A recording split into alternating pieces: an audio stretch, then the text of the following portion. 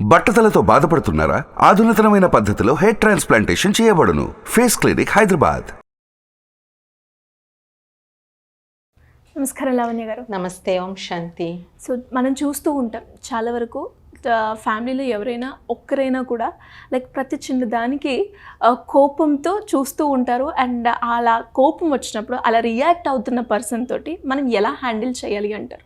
ప్రతి చిన్న దానికి కోపంతో చూసే వ్యక్తికి మనము ఏంటంటే ఎప్పుడైనా ఒక వ్యక్తి ప్రతి చిన్నదానికి కోపం పడుతున్నాము అంటే మనకి ఇమీడియట్గా కనిపించేది వాళ్ళ కోపం అనేటువంటిది మనకు కనిపిస్తుంది.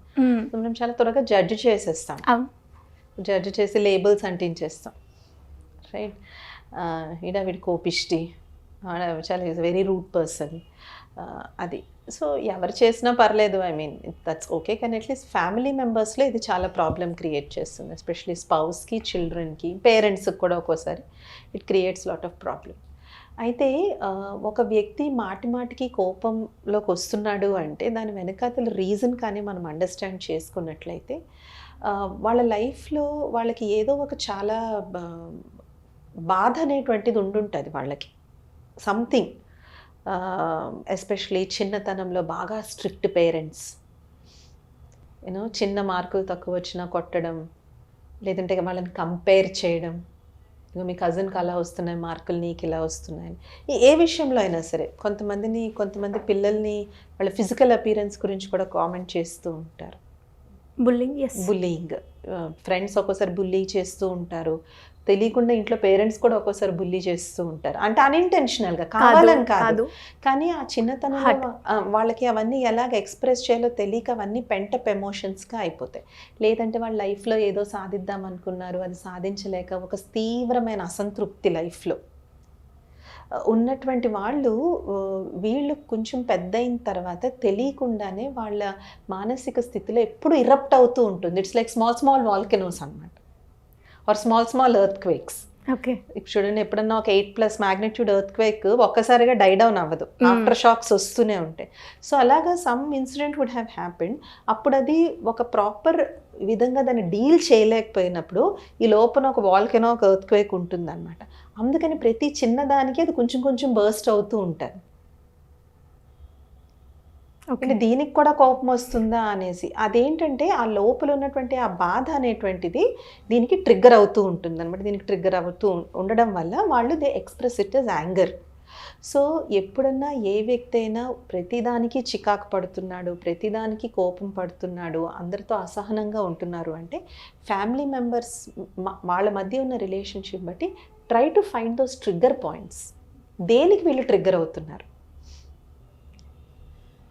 అందరూ అన్ని విషయాలకి ట్రిగ్గర్ కారు, కొందరు కొన్ని విషయాలకి ట్రిగ్గర్ అవుతారు. ఆ ట్రిగ్గర్ పాయింట్స్ ఏంటో మనం తెలుసుకుని వీలైనంత వరకు ఆ ట్రిగ్గర్ పాయింట్స్ని మనం రేస్ చేయకుండా ఉండడం చాలా మంచిది. అది ఒకటి.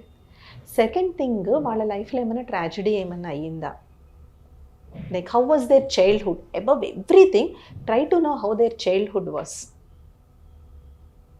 మనం అనుకుంటాం కానీ మనం ఎంత పెద్దయినా సరే మన చైల్డ్హుడ్ని మనం ఎప్పుడూ ఎస్కేప్ కాలేం. మన చైల్డ్హుడ్లో మనం ఎక్స్పీరియన్స్ చేసిన ఎమోషన్స్ని, ఫీలింగ్స్ని, అది మన మొత్తం వ్యక్తిత్వాన్ని అది బిల్డప్ చేస్తుంది, దాన్ని మనం ఎస్కేప్ కాలేం.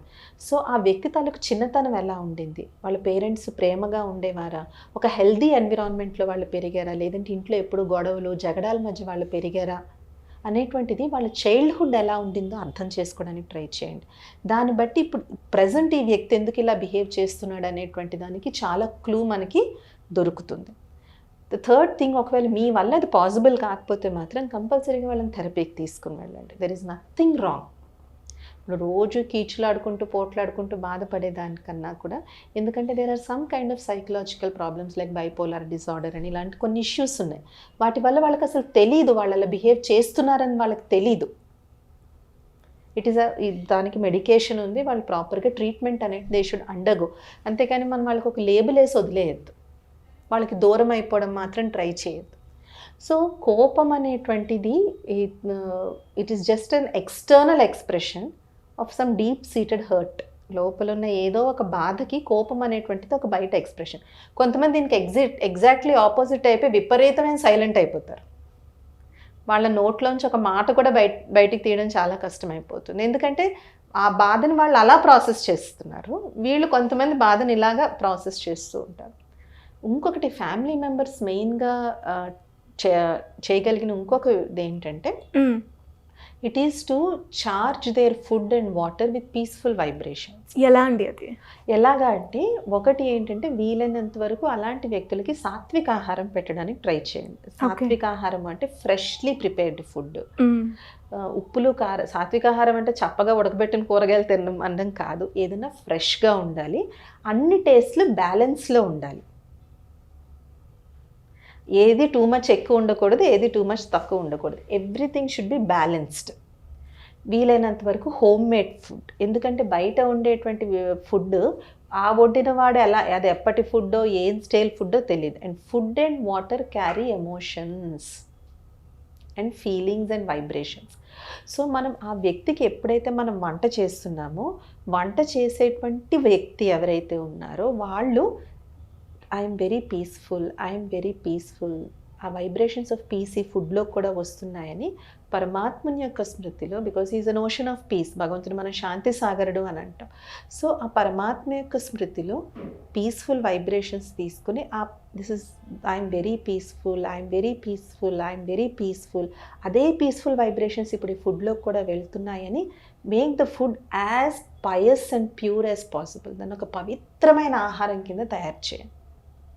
అలాగే వాటర్, ఒక గ్లాస్ కంటైనర్లోన దేంట్లోన వాటర్ పెట్టి మీ ఇంట్లో పూజా మందిరం ఎక్కడైతే ఉంటుందో అక్కడ పెట్టి అక్కడ ఓం ధ్వని కానీ ఓం శాంతి అనేటువంటిది కానీ పెడుతూ ఉంటే వాటర్ అన్నిటికన్నా ఫాస్ట్గా వైబ్రేషన్స్ని క్యాచ్ చేస్తుంది.